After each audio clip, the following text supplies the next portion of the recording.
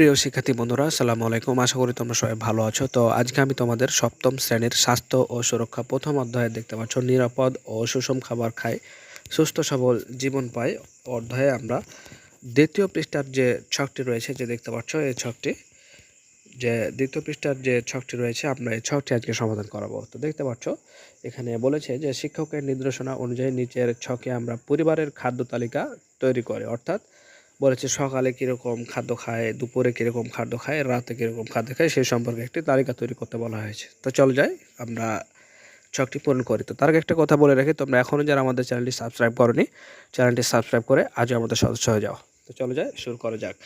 তো প্রিয় শিক্ষার্থী দেখতে পাচ্ছ যে এখানে তোমাদের ছকটি সমাধান করে দেওয়া হয়েছে, তোমরা সুন্দর করে এটা তুলে নাও। তো দেখতে পাচ্ছ আমার পরিবারের দৈনন্দিন খাদ্য তালিকা দেখতে পাচ্ছ যে দিন সকাল দুপুর রাত।